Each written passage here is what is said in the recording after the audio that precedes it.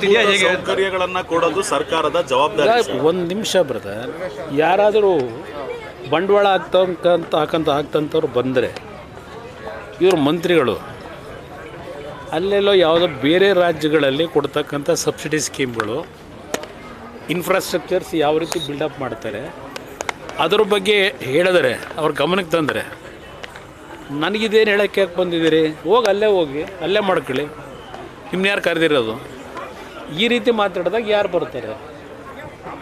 ಇದು ಇರತಕ್ಕಂಥ ಸಮಸ್ಯೆ ಮೂಲ ಅಲ್ಲಿ. ಅಂದರೆ ನೀವು ಸ್ಪಂದಿಸಿದ್ರು ಇವತ್ತು ಕರ್ನಾಟಕ ರಾಜ್ಯ ಬಂಡವಾಳ ಹೂಡ್ತಕ್ಕಂಥವ್ರಿಗಿರ್ಬೋದು, ಪ್ರತಿಯೊಂದು ವಿಷಯದಲ್ಲೂ ಅತ್ಯಂತ ಸಂಪದ್ಭರಿತವಾಗಿರ್ತಕ್ಕಂಥ ರಾಜ್ಯ ಇದು.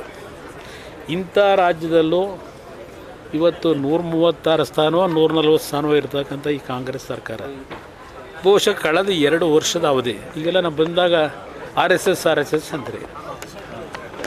ಈಗ ಆರ್ ಎಸ್ ಎಸ್ನ ಬಗ್ಗೆ ಚರ್ಚೆ ಮಾಡೋ ಸಮಯವೇ ಇದು ಈ ಸರ್ಕಾರಕ್ಕೆ ಕೇಳ್ತೀನಿ ನಾನು.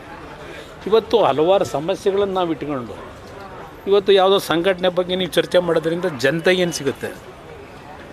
ಓನ್ಲಿ ಒಂದು ರೀತಿ ಪರಸ್ಪರ ವಿಶ್ವಾಸದ ಕೊರತೆ ಮೂಡ್ತದೆ. ಈಗ ನನಗೆ ಇವತ್ತು ಬೆಳಗ್ಗೆ ಯಾರು ಚನ್ನಪಟ್ಟಣದಿಂದ ಫೋನ್ ಮಾಡಿದರು. ಚನ್ನಪಟ್ಟಣದಿಂದ ಫೋನ್ ಮಾಡಿ ಯಾವುದೋ ನಮ್ಮ ಇನ್ನೊಂದು ಸಮಾಜ, ಆ ಸಮಾಜದವರು ಇಂಥದ್ದು ಕವಾಲಿ ಆಡಬೇಕಾದ್ರೆ ಒಂದಿಬ್ಬರು ಪೊಲೀಸ್ ಅಧಿಕಾರಿಗಳನ್ನ ಕರೆದು ಅವ್ರ ಮೇಲೆ ದುಡ್ಡು ಎರಚ್ಕೊಂಡು ಡ್ಯಾನ್ಸ್ ಮಾಡ್ಕೊಂಡು ಇವತ್ತೇನು ಸಮಯ ಕಳೆದವ್ರೆ, ಅದನ್ನು ಇವರು ಪ್ರಶಸ್ತಿ ಕೊಡ್ತಾರೆ ಅವರಿಗೆ. ಇದು ಮಾಡ್ಲಿಕ್ಕೆ ಅವಕಾಶ ಇದೆ. ಯಾರಪ್ಪ PDOನ ಅದೆಲ್ಲೋ RSS ಡ್ರೆಸ್ ಹಾಕಿದ್ದ ಅಂತ ಹೇಳಿ ಸಸ್ಪೆಂಡ್ ಮಾಡ್ತೀರಿ. ಇಲ್ಲಿ ಚನ್ನಪಟ್ಟಣದಲ್ಲಿ ಡ್ಯಾನ್ಸ್ ಮಾಡ್ತಾರೆ, ದುಡ್ಡು ಎರಚ್ತಾರೆ ಮೈ ಮೇಲೆ ಪೊಲೀಸ್ನವರಿಗೆ. ಇದಕ್ಕೆ ಸುದ್ದಿಗದ್ದಲವೇ ಇಲ್ಲ ಇವ್ರದ್ದು ಸರ್ಕಾರದಲ್ಲಿ. ಈ ಥರ ಆದರೆ ಸಮಾಜಕ್ಕೆ ಸಂದೇಶ ಏನು ಕೊಡ್ತೀರಿ?